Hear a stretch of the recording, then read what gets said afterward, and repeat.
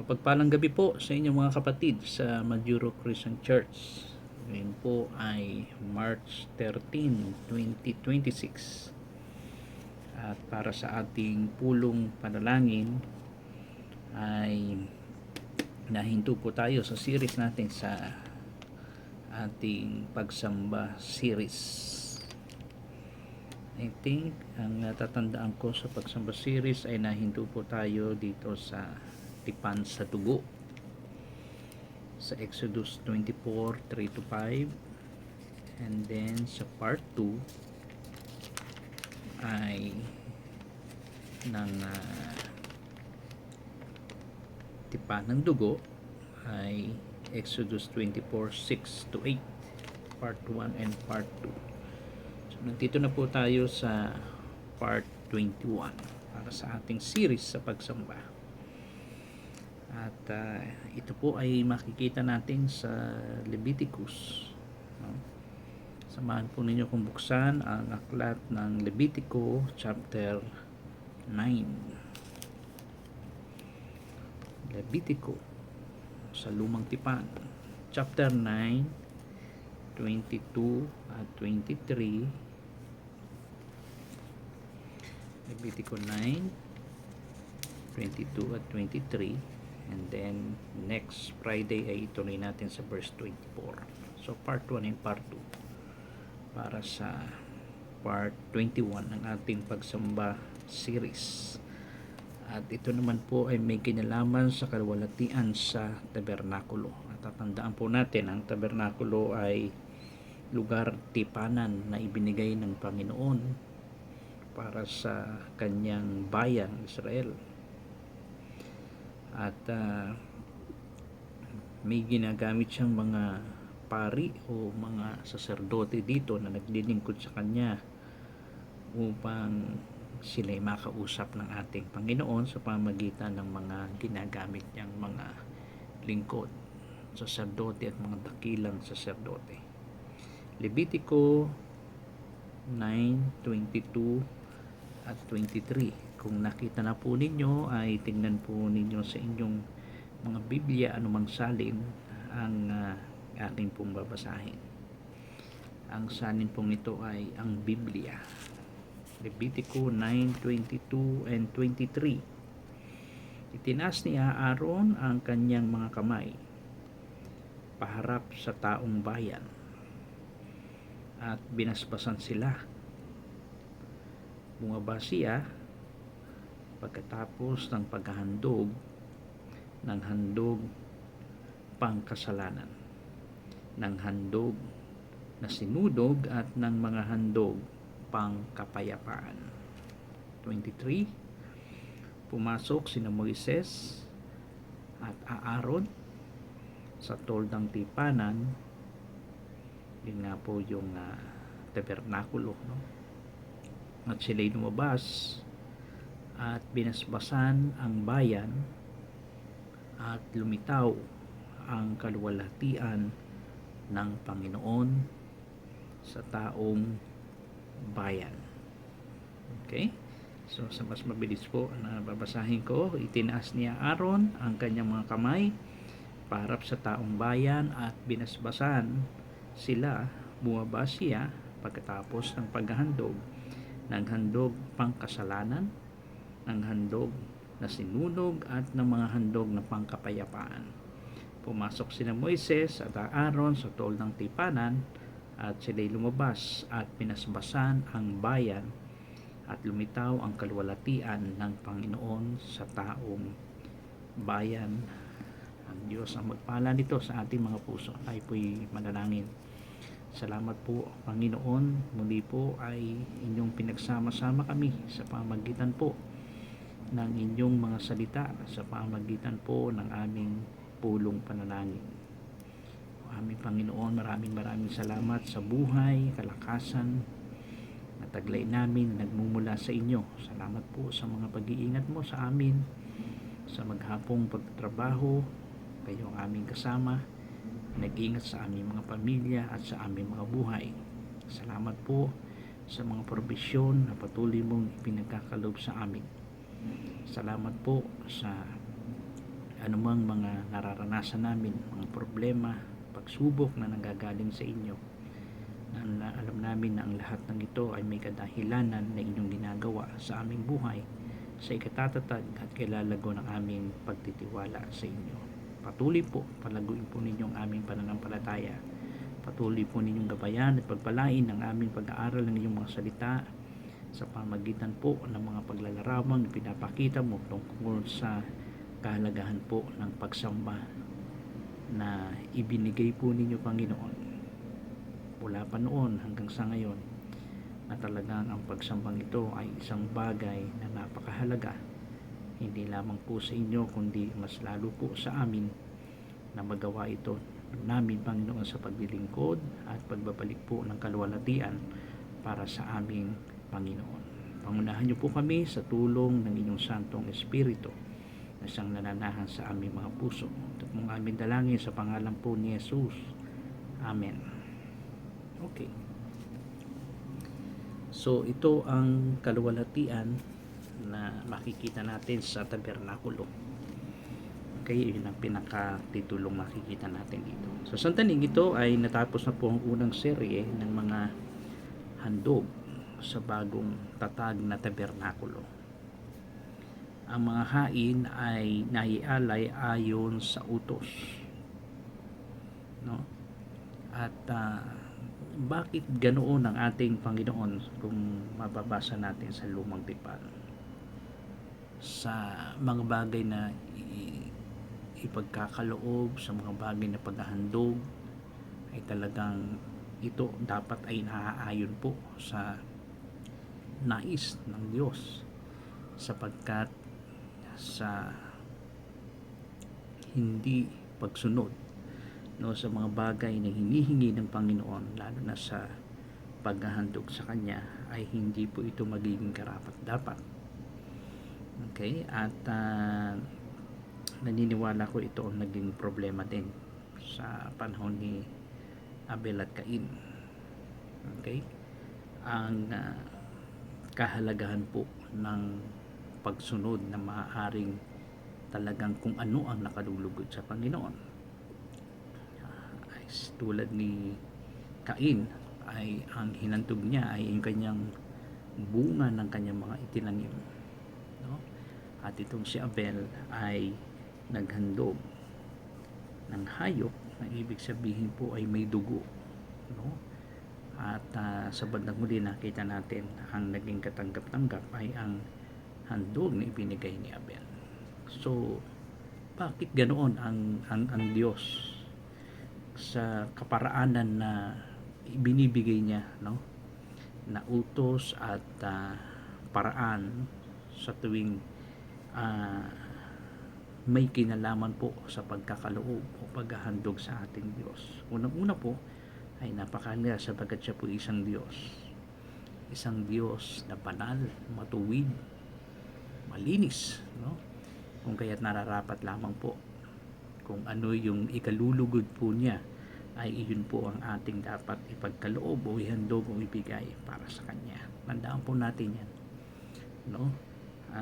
Dahil tayo ay sumasamba, nagbibigay o nagbabalik ng kaluwalhatian na narapat sa ating Panginoon.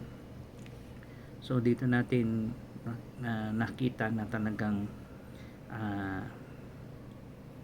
ang unang pagbibigay, no, na itinatag nung ang tabernakulo sa kanilang paghahandog na inalay na utos ng ating Panginoon. So naialay ayon sa utos na ibinigay ng ating Panginoon. And then pagkatapos naman natin sundin ang mga bagay na ito nang naaayon sa mga bagay na dapat nating ihandog sa Kanya, ay ang pagpapala, no, nakita natin ay binigkas, no? At ang bayan ay naghihintay tungkol sa pagpapalang ito, at pagkatapos, no, ng maayos na paghahandog na nangyari, ay ang kaluwalhatian ng ating Panginoon, no, ang kaluwalhatian ni Yahweh ay talagang nagpakita. Okay?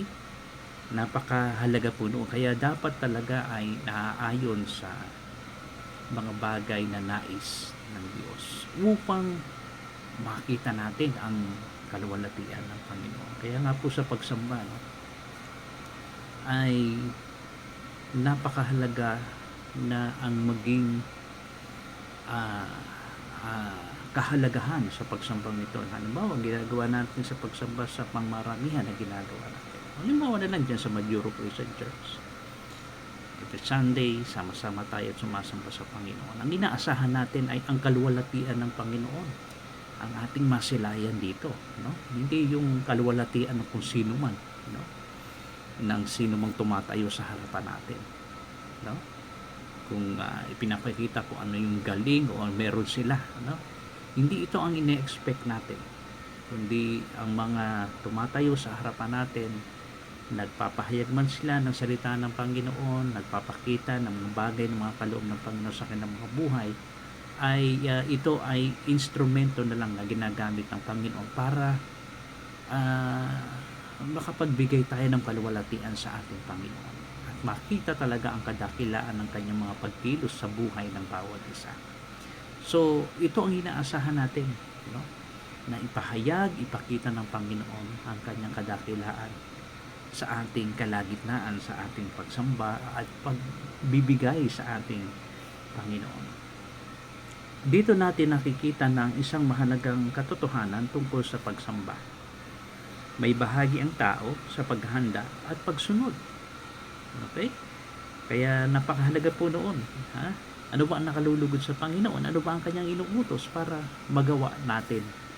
Lalo na sa ating paglapit, sa ating pagsamba sa ating Panginoon. Meron tayong responsibilidad na sana ay ito ay nakikita natin at ito'y alam natin kung ano yung responsibilidad natin sa pagsamba para sa ating Panginoon, no, na hinahanda natin, no, ang ating mga sarili bilang pagsunod para sa Kanya. Ngunit ang pagpapakita ng kaluwalhatian ay nagmumula lamang sa Diyos. Okay? Hindi ito nagmumula sa bawat isa o sino man sa atin, kundi ang inaasahan nating makitang kaluwalhatian ng Diyos ay ito'y galing sa Kanya mismo, no? Hindi nila kayang pilitin ang presensya ng Diyos, no? Yung sabihin natin, no, na ibagsak mo ang iyong presensya sa aming kalagitnaan, hindi natin maaaring utusan, no, ang Diyos, no? Magpakita ka, no? Hindi siya matatakot sa lakas ng boses natin o sigawan natin siya o ano pa man upang ipakita niya ang kanyang kaluwalhatian sa atin. Ito ay siya mismo, no? Nasa sa kanya ang bagay na ito. Hindi natin kayang pilitin ang presensya ng Panginoon.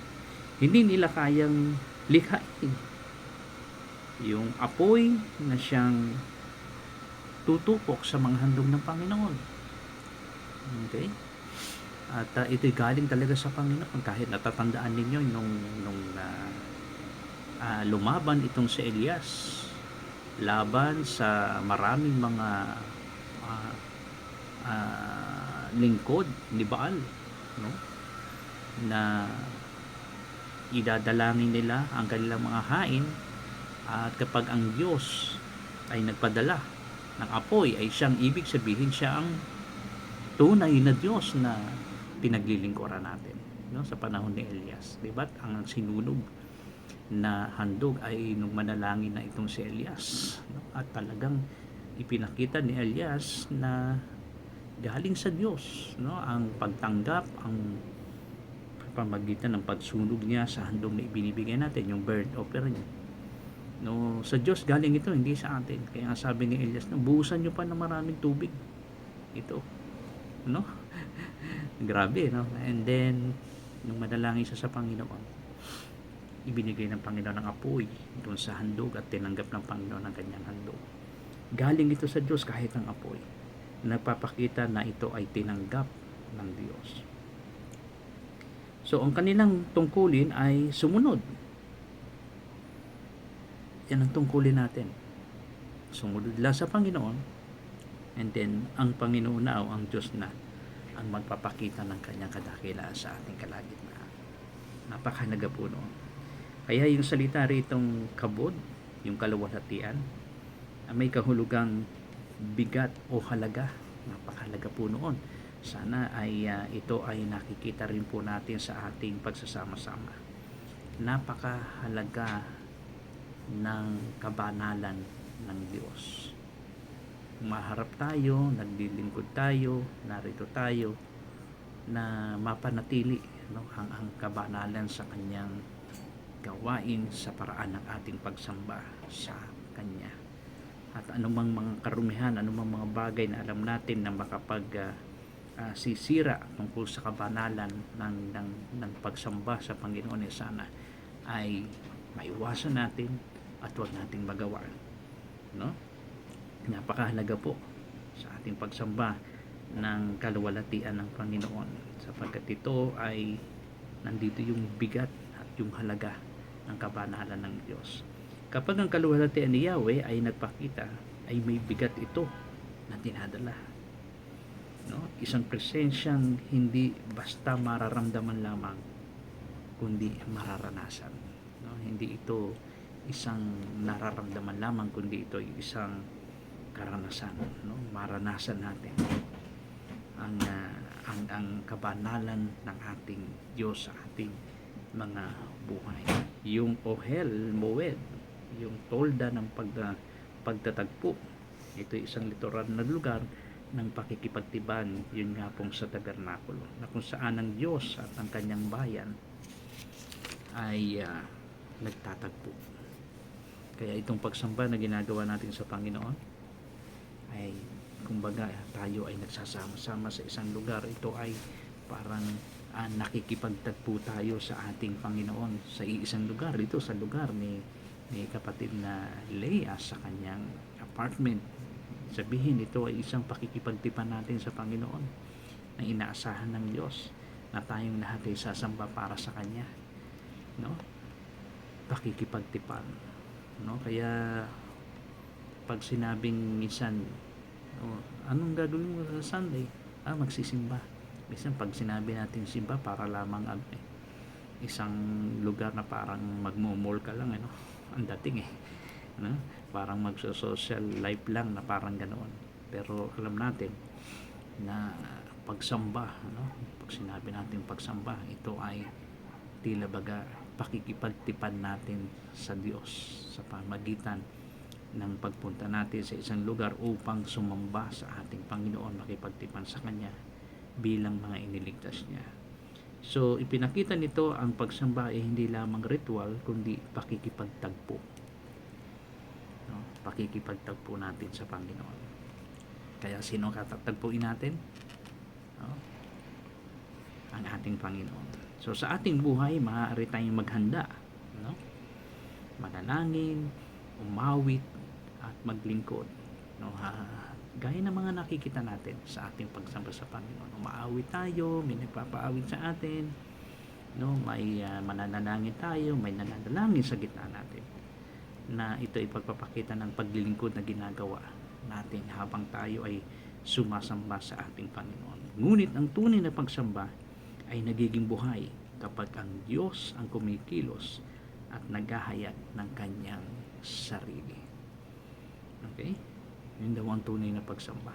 Yung nakikita natin yung presensya ng Panginoon ang nagpapahayag sa atin.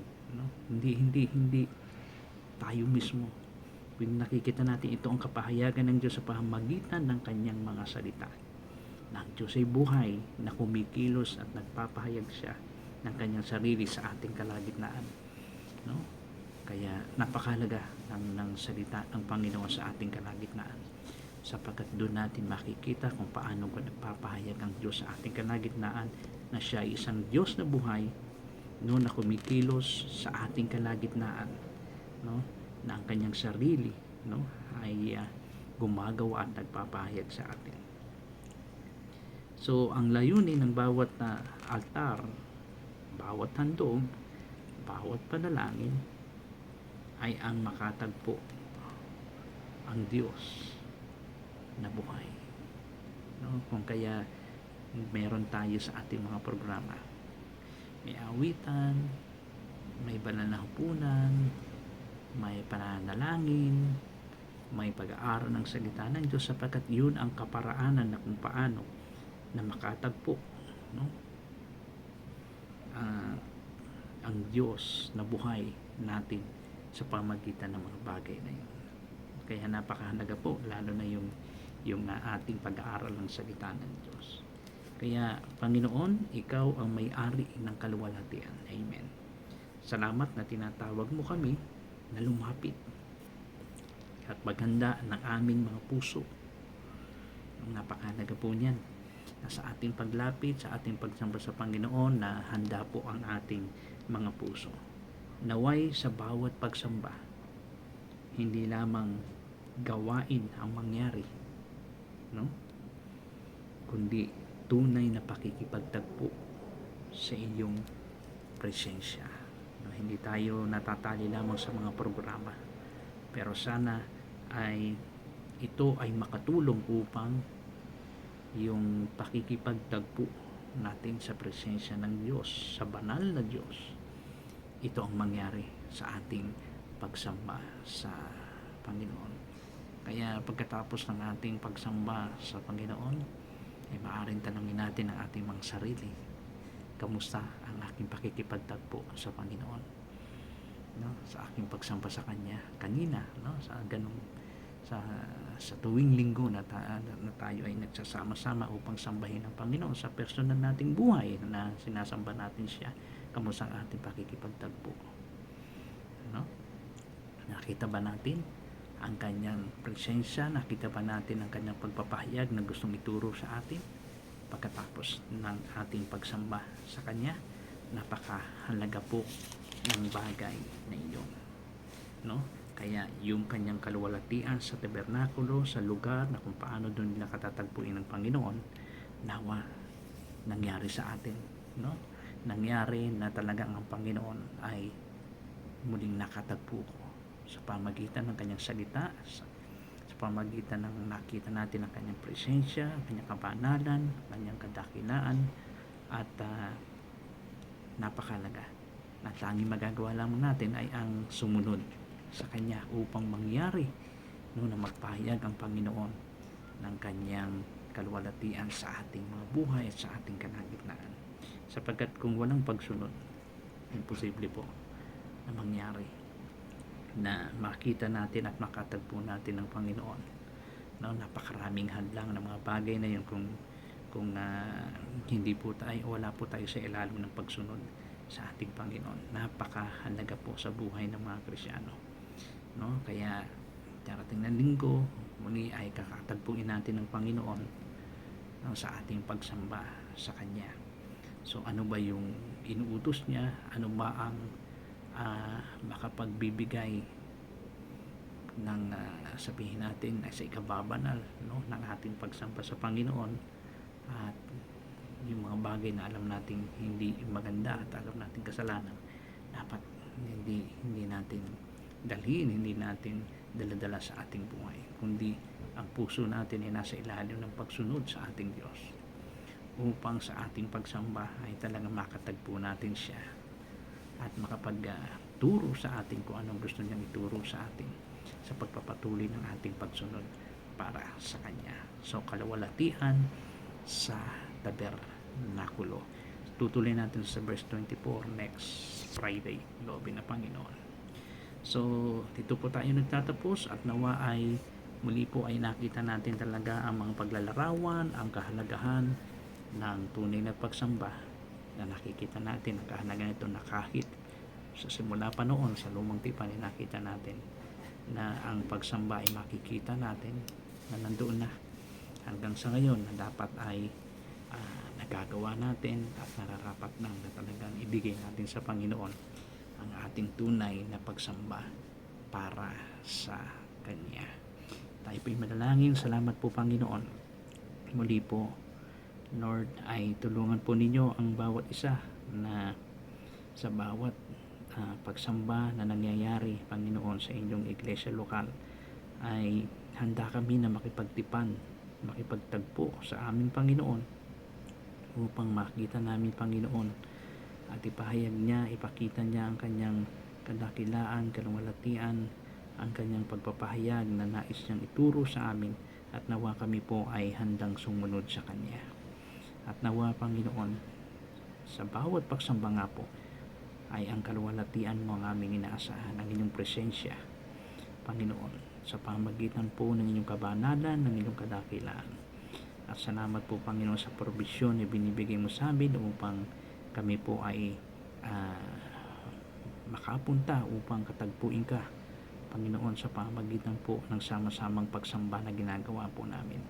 Salamat po sa inyong mga salita. Salamat po sa inyong mga turo sa amin. Sana po ay ito'y makatulong sa amin na magpatuloy kami, Panginoon, na laging ihanda ang aming puso sa bawat pagkakataon ng aming pagsamba sa aming Panginoon. Ingatan po ninyo bawat isa, gamayan ang aming buhay, ang aming trabaho, ang aming pamilya. Ay patuloy po ninyo kami samahan, bigyan ng lakas sa mga hamon ng buhay na naranasan namin. Ay lagi naming taglay ang tagumpay na nanggagaling sa aming Panginoong Kristo. Salamat po sa lahat ng inyong kabutihan at katapatan. Ang pag-iingat po at pagpapala ay patuloy, Panginoon, na igawad po ninyo sa bawat isa na sumusunod sa inyo at bilang tagasunod po ninyo, bilang isang nagtitiwala sa inyo. Salamat po sa lahat ng ito, Panginoon, sa matamis sa pangalan ni Kristo Jesus. Amen. Okay mga kapatid, maraming salamat po. At patuloy ang pagpalain tayo ng Diyos sa mga araw at pagkakataon pa na tayo po ay pagsamasamahin ng Panginoon sa pamagitan ng pagsamba para sa Kanya, at laging handa tayo na siya ay muling makakatagpo sa araw ng pagsamba, lalo na po sa araw ng linggo. Ingatan po tayo ng Panginoon at patuloy po tayong pagpalain niya at ng Kanyang mga salita. Maraming salamat po.